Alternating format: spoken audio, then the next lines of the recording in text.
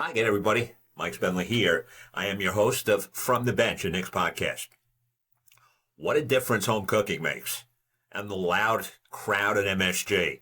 Then mix in a game which I think is the New York Knicks' best performance of the year. And you have some very happy New York Knicks fans. Okay? They defeated the Timberwolves last night at MSG 137-114. They trailed Minnesota by 4 at halftime. But they came out in the second half on all cylinders and put up 83 points in the second half. You know, it wasn't too long ago, about a week, maybe 8 days, that many fans were worried that Coach Mike Brown's upbeat tempo and three-point shooting offense just couldn't work with this particular group. Anyone who thought that, I'm going to give you all a chance to take that back. There you go. Your chance is gone. Because it looks like it might work out after all. The Knicks played their most complete game of this very short 8-game season to this point. They out-rebounded the Timberwolves 50-31. And get this, Mitchell Robinson plays only 16 minutes, yet he pulls down 10 rebounds. 9 of those were offensive rebounds. He also blocks 3 shots. OG was just spectacular. He leads the way with 25 points, and he also chips in 8 rebounds. 5 of the 8 were offensive. Deuce McBride working his way back in after being gone for a couple of games, chipped in with 14. The bench had another good game coming up with 48 points. So things are starting to click with this new offense, and I see more smiles on the faces of the Knicks. Karl Anthony Towns seems energized as well. He's a very good passer, and he's mixing in his passing ability with effective cuts to the basket. And Jalen, well, Jalen's just being Jalen, passing the basketball more effectively. Now they are starting to look like what we thought they would look like. When we come back, Mike Vaccaro of the New York Post in a couple of minutes to get his view on this improving team. And we'll also get a Mike Brown report card as we continue.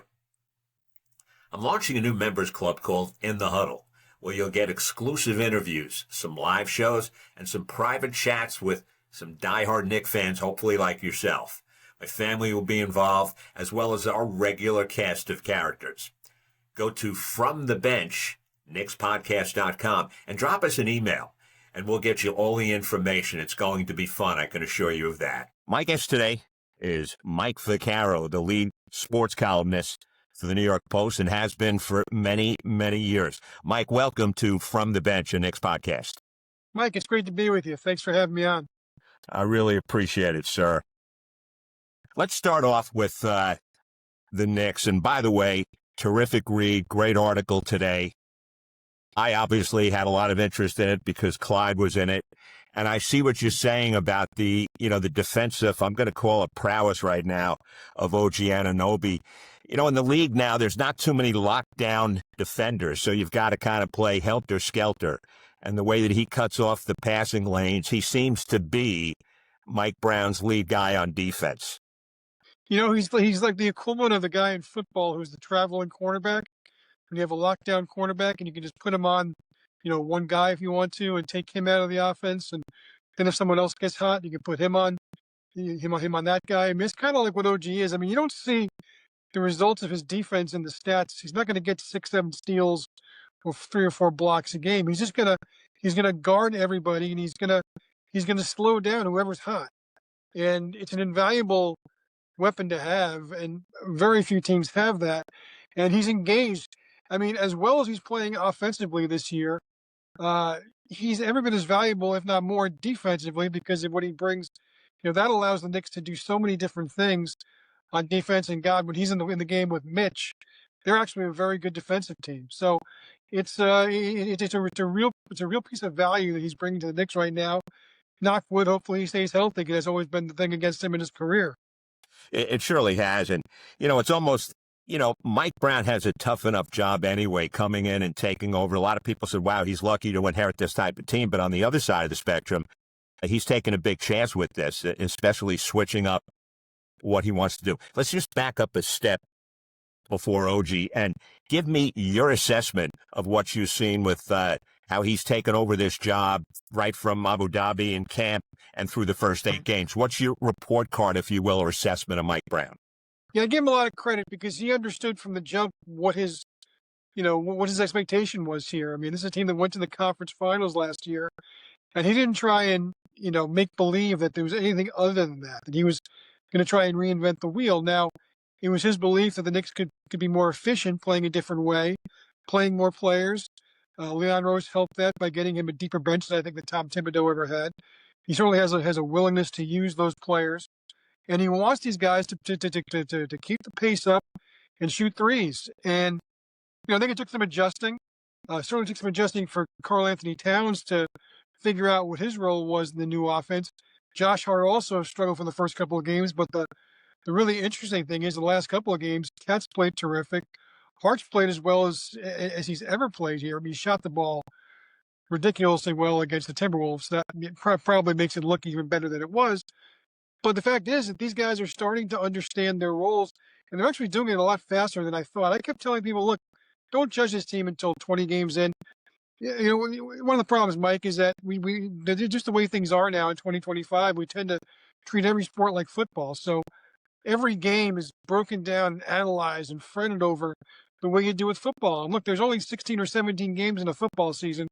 So it's understandable that every one of those games would get a week's worth of commentary, thought, and, breaking it down. You can't do that in basketball or in hockey, or certainly not in baseball.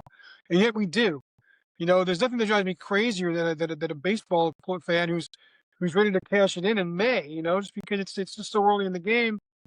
And look, the Knicks struggled. They went through a 3-game losing streak on the road. They didn't look good at all in any of those games. They looked especially horrendous in Chicago. And you started to wonder, well, these guys ever going to get it? Is it going to be a match? And look, this homestand came at the right time. They're playing in front of, an appreciative crowd. They certainly had a user-friendly game against the Wizards on Monday. But Wednesday, look, I mean, the Timberwolves are a terrific team who had Anthony Edwards back. And they really kind of showed a little bit of what their ceiling is. And I think maybe be a little higher than this, but it's when everything comes together. Look, they had great production from the bench, Hart and Clarkson especially. They shot the ball really well from three, and they went up and down the court. I think people were concerned, can Jalen Brunson adapt to this? But Brunson's the kind of player who will adapt to anything. He just wants to win, and if he sees this is working, he's going to buy in bigger than anybody, and I think he already has. Well, that's a great point, Mike, and I think both Jalen and Brown played off one another last week. I thought it was kind of a under-the-radar piece that when Brown came out in the presser the other night and said, listen, it's not the player's issue. I was substituting all over the place. And, a lot of people say, that's just coach speak. But I think he really meant that. And I think then Jalen took off on that point and sat down with the team and said, listen, man, this guy is implementing a plan that if we follow, we think we have a chance to be successful. So Jalen took that after Mike Brown issued that statement in the presser. And I think it was just, I personally think it was the play of the week. And I think a great job by Mike Brown. Mike, I think there's a chance that we'll look back on this 5-6 months from now and maybe circle that press conference, which you're right, could have flown under the radar. Sort of did fly under the radar, but it's not often that you have a coach who's willing to admit that as much as the players have to get used to me, I have to get used to the players. Most coaches don't allow themselves to be viewed in that light. Even now with the softening of the profession, and you don't have a lot of, Bobby Knight, Billy Martin types anymore, but you still have coaches who want it to be known that they're in charge. Mike Brown is no. Part of the reason Brown was hired is because he was committed to being collaborative, which I know is a really hot button word in sports now. And part of that is is collaborating with his coaching staff, but a lot of it is collaborating with players. Look, I thought Thibodeau was terrific. You're not going to get a bad word about Thibodeau out of me from watching him for 5 years. Take this from a team that was just stranded in the dust to a team that went to the conference finals. But I also thought that, right away, just the first few times I talked to Mike Brown, you could sense this is a guy who, wasn't going to be intimidated by the job, but also wasn't going to pretend like he'd invented basketball. Wasn't going to pretend like this team hadn't already done stuff without him before he ever showed up. And I think that's important. I think players see that. I think players like to be empowered that way. And look, we hear all about player empowerment, but sometimes we think that's a bad thing because these players just do whatever they want. But I think players just want to be part of the process. Well, I just want them to have a fundamental understanding because they're very proud They don't want to look bad. I mean, I think that the fundamentals of the problems that Cat had adjusting to this is he's a proud player. And he knows, look, nobody knows more than him how awful he looked against Giannis on last Wednesday. I mean, he looked like he'd never played basketball before. And that's a real problem because he's an all-star player, an all-league player who looked awful, and he wants to know the reason why. And, to Cat's credit, he's a guy who stood up and said, this is on me. I was terrible tonight. And he really has done something about it. He really has seemingly gone out of his way to see how this new system will work for him. I think he's starting to like it because I think he's able to just do what he does, which is rebound, which is, play inside, outside, which is take the shots he gets. There are some nights he's incredibly hot and they're going to feed him. And I actually think in Brown's system, his defensive liabilities can actually be camouflaged a little bit, same as Brunson's, because you have OG out there, because you have Mitch Robinson out there, because you have Mikal Bridges out there. Those are three elite defensive players that I think that Brown is really, as the season goes along, is figuring out how to better increase their reach into the rest of the team. That's a great point. And, it's interesting because I think Mike Brown's personality has spread through. We mentioned about Brunson previously, but even Cat, they sat down after Cat's, explaining, I'm confused by the offense. And Cat came in with a different mindset. And I really believe his sit down with Josh Hart, I think his expression to Josh Hart was, Josh, just go out and have some fun. Okay, you have the injuries. You're not playing as many minutes. And I think 26 minutes a game is a good sweet spot for Josh Hart. Josh Hart comes out after that sit down with Mike Brown and looked like he was smiling more. He had a little more joy in his face. And all of a sudden, leading the break after the rebounds among the trees, he just brings the ball up the court. So I think Brown's lead also helped Hart and Towns mentally get back into what they do best. And here's the thing with Hart. He's not only a proud player, he's a stubborn player. And in a lot of ways, he's an old school player in the sense of the things that matter and are important to him. All of them good things, by the way. And look, I think even if he wouldn't admit it, and even if he might not even realize it, I think he took a lot of pride in the fact that he led the league in minutes last year. As much as everybody else was crazy about it and saying, oh my God, these players need load management, he wore it as a badge of honor. He loved it, and he knew he wasn't healthy in almost any of those games. And he went out and played 36, 37, 38 minutes a game because that's what Thibodeau asked, because that's what his teammates required him to do. And he liked that. And I think, when you go playing 38 to 26 or 27, I think you're automatically going to say, well, gee, am I being minimized here? Am I being kind of phased out? And maybe it takes you a little while to realize, well, two things. One, I was playing too many minutes last year. I'm playing about the right amount of minutes now.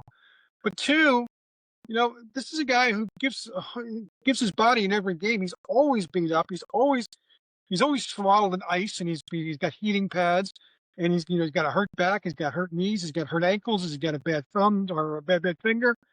It's such a terrible thing to only play 27, 28 minutes a game when you're enduring that kind of a pounding.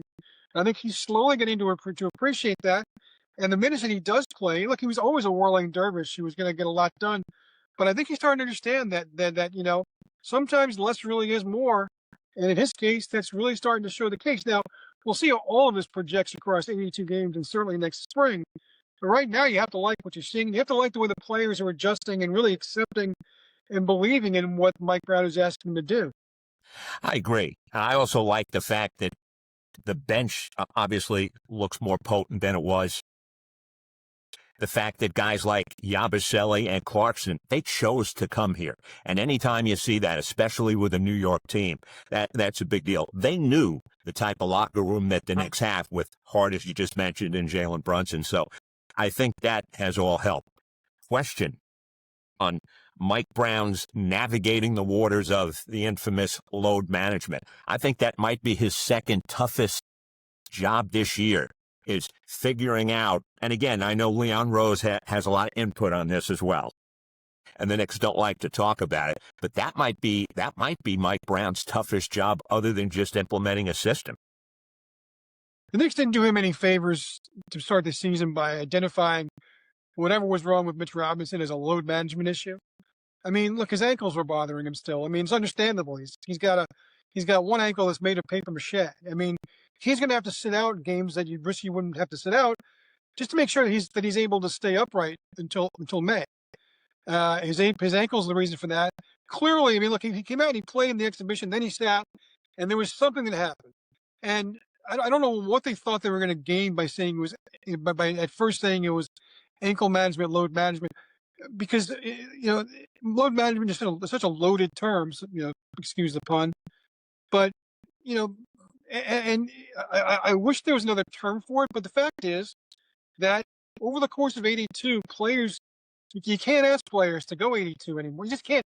And this isn't because players are lazy now. I mean, watching an NBA game, that's the furthest thing from what happens. The speed of the game is incredible. The physical pounding is incredible. And look, if by rights, there probably should be a 72 or 75 game season, not an 82 game season. But owners aren't going to just hand away that kind of money that the extra 7 or 10 games are going to give you. So if you're going to play 82. And look, I mean, it's a violent, it's a taxing game. I'm not one of these guys who loves to talk about how much different the game is now than it was when Bob Cousy was playing. But yes, and look, I mean, it's more comfortable to travel than in those days, and the fringe benefits are better. But the fact of the matter is, the athletes you're going against, game after game after game after game, is just incomparable to what it was like in the old days. And so you can't expect guys. Look, Mikal Bridges is the freak because he's got this crazy consecutive game streak, but he's also a guy who's just built differently. You can't expect guys to be like that. And I think that the two levels you have to I think the Knicks, as players, are conditioned to playing for Thibodeau, where load management was a taboo word.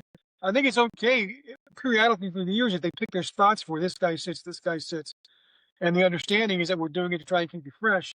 But you also got to sell that to the public, because the public doesn't want to hear about it. They know these guys are making $5, $10, $15, $20, $30 million a year and should play every chance they can. Now, the interesting thing with this, Mike, which I thought was always hilarious the last couple of years, is the same people who would complain about load management were the exact same people who would gripe about Tom Thibodeau playing these guys too much. So you can't have both. You have to pick one or the other. And I think there's a happy medium, and I think it's going to be Mike Brown's charge to do that. And frankly, what I've seen from Mike Brown so far, I think he's going to be able to do that without much of a hassle. Well, I love it, and it's great to hear. I think last night was a great window into, as you said, what this team could be. I mean, Mitchell comes off, he plays 16 minutes, played 3 hard minutes, sat down for a couple, came back out in the third quarter, and comes up with 9 offensive rebounds in 16 minutes. Set the table for OG. I think OG had 5 offensive rebounds last night too. So his importance to the team is unbelievable. We saw that in last year's playoff.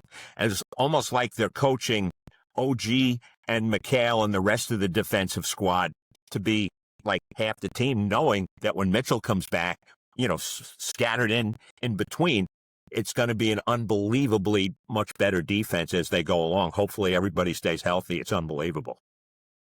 Yeah, and look, I mean, one of the things that they're doing this year is after every win, they're handing out a defensive player of the game. So you have like a belt and you have all this stuff. And I thought it was interesting that last night, the guy who got that was Deuce McBride. Who, look, he's a very good defensive, underrated, overlooked defensive force. Had a good game last night, but I mean, anybody who watched that game said, well, the one defensive star of the game was certainly OG, and the other one was certainly Mitch. And yet they thought enough to give Deuce McBride this. And look, Deuce is a guy who he lost his grandmother last week, so he missed a couple of games where the Knicks really missed him, by the way. And he had a couple of tough games coming back where he hadn't shot the ball well. But I look at this as a way to kind of remind Deuce, hey, you matter here. You're an important part of the fabric we've got going here. And I really like that also. I mean, it's a silly little thing they do every game, but it's not silly because it's all about keeping these guys on the same road over 82 games in 6 months. And man, that isn't easy to do. And even the best coaches have to struggle with that sometimes. And so far, I think that you got to like what you've seen through 8 games. Look, the NBA did them a big favor by giving them this early 7-game homestand. That's going to really help, I think. You got to figure they've got a good chance to go 6-1. Maybe 6-1, maybe better on this stand, which will really kind of put them in a good space with their record. So they go back on the road after that. Maybe they'll be a little more confident because they've gotten some wins under their belt. They're taking advantage of a lot of things they have to take advantage of. And I think one of those assets, what they're all starting to realize now, is that, you look at Mike Brown, he's won a lot of basketball games in his career. He's won almost 60% of his games. And sure, he had LeBron on his team for a couple of years, but you know what? He's also the one oasis of success that the Sacramento Kings have been able to rely on in the last 25 years. So God knows what he's doing. You can have a nice, water cooler debate who's the better coach, him or Tom Thibodeau. But I think it's an equal fight, and I think you can go pro and con on both of those guys. And that's exactly the kind of guy they needed to get here. They were dabbling, I guess, with some first year coaches, some other guys with a little less accomplishment behind them than Mike Brown. And I think this ultimately was the right guy. If they were going to make a change, this was the guy to change too. So I think we both agree that the arrow is up, and certainly didn't look like that when they were flying home from Chicago that night. Sure. But I think Brunson set a tone to that game in the first quarter. He looked mad. The announcers brought it up. And I think with the 19 points that he had, that seemed to be, spark a flame and get them going. We're going to close on this. If the Knicks continue to play with the arrow up, do you think the Giannis conversation not only gets put on the back burner, but gets extinguished altogether, Mike? 100%. Look, Mike, I think it was, and I wrote this when it happened. It was a win for the Knicks that Giannis, if we believe the reports, and the people who report on this are usually pretty trustworthy, that Giannis, said that the Knicks were his preferred destination. And to me, in its own way, that's a win and a commentary on what the Knicks are now. For 25 years, they were a team that big name players ran away from. And now it's an operation that people want to be a part of. All that said, if Giannis is a member of this team this year, something will have gone terribly wrong. And I wrote this after the Bucks game. The Knicks could have put a lot of just quieted a lot of things. Because the Knicks are a better team than the Bucks. I really believe that. Look, it was the Bucks home opener, and Giannis was great that night. I mean, look, it's no crime to lose that game. If they had won that game and they had a 12-point halftime lead, this would have been quieted for the foreseeable future. But because of the way they played, because of how terribly Cat played, it was an issue again. But only for a couple of days, and then the issue was how poorly they played in Chicago. And now it's how well they're playing at home. But look, if Giannis winds up in Knicks somehow this year, it's only because things will have gone completely sideways, and they've decided that they just can't go farther with this group.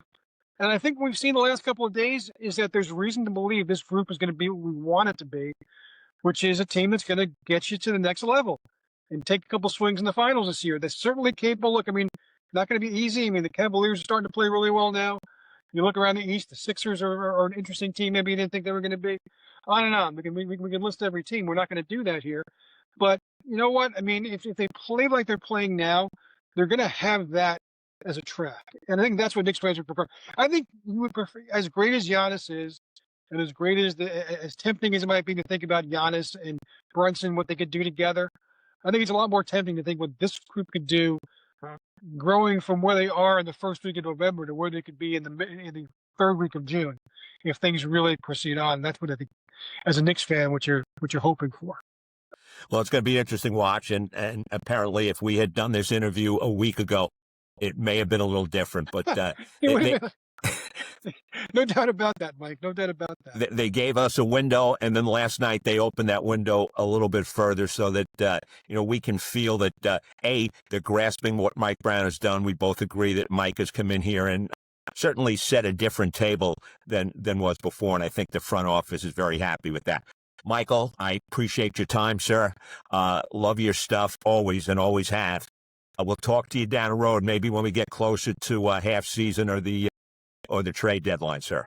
Mike, myself and everybody else who follows the Knicks envy your memories, because ball boy for the 72-73 team, I mean, that's about as good as memories get. So good for you, and I hope everybody enjoys your perspective on that, because clearly you know what it looks like to be around a championship basketball team.